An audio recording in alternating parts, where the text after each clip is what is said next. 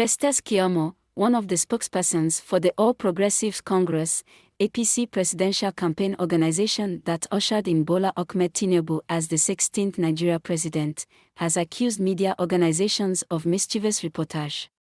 Festus Keyamo in a tweet on Tuesday said President Bola Ahmed Tinubu only inherited a regime that never made provision for fuel subsidy to continue effect from June 2023. It would be recalled that President Bola Ahmed Tinubu on Monday during his inaugural speech said the era of fuel subsidy has gone. Adding, there was no fuel subsidy in the 2023 budget he's starting with. Day after the president's stand on fuel subsidy, long queues and scarcity of the petroleum products returned to major cities in Nigeria, causing increased hardship for the residents at the beginning of Bola Ahmed Tinubu-led presidency. Keyamo said a section of the press is mischievously twisting the narrative to that Tinubu government has removed subsidy.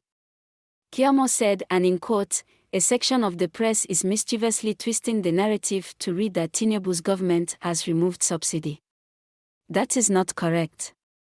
Tinubu's government has merely inherited a regime where there was no provision for subsidy in the 2023 Appropriation Act as from June 2023 and the Petroleum Industry Act, which is now extant, has no provision for subsidy.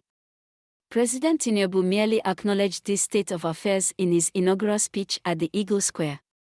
So any advocate of subsidy should convince the Nigerian people why President Tinubu should start on a note of illegality by promising to reintroduce something which the law has taken away. Subsidy.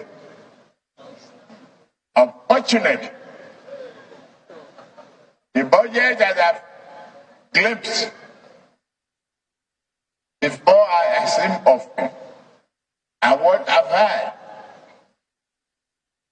is that no provision is there for fuel subsidy. The fuel subsidy is gone.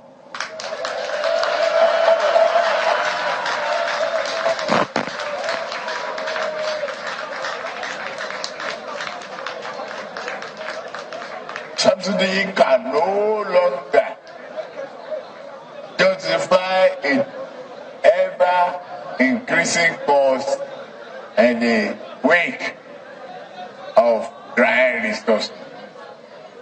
We shall instead channel whatever to form. They should also convince the Nigerian people why President Tinubu should embark on a present illegality that gobbled $10 billion of our scarce or unavailable resources in 2022 alone. Those claiming to defend the rights or welfare of workers should convince the Nigerian people that $10 billion injected into the economy yearly will not jumpstart the economy enough as to create massive jobs and even increase the same minimum wage they complain about. That is the conversation the Nigerian people are prepared to have now. Another tweet from the office of the presidency also indicated that President Bola Tinubu's declaration that subsidy is gone is neither a new development nor an action of his new administration. He was merely communicating the status quo, considering that the previous administration's budget for fuel subsidy was planned and approved to last for only the first half of the year. Effectively, this means that by the end of June, the federal government will be without funds to continue the subsidy regime, translating to its termination. The panic buying that has ensued as a result of the communication is needless. It will not take immediate effect. Furthermore, President Tinubu was clear about his plans to rechannel the funds previously devoted to the payment of subsidies into better investments that will cushion the effects of the removal on the general public, especially the poor of the poor. This includes, but is not limited to, investments in public infrastructure, education, healthcare, and jobs that will materially improve the lives of millions of Nigerians and increase their earning potential.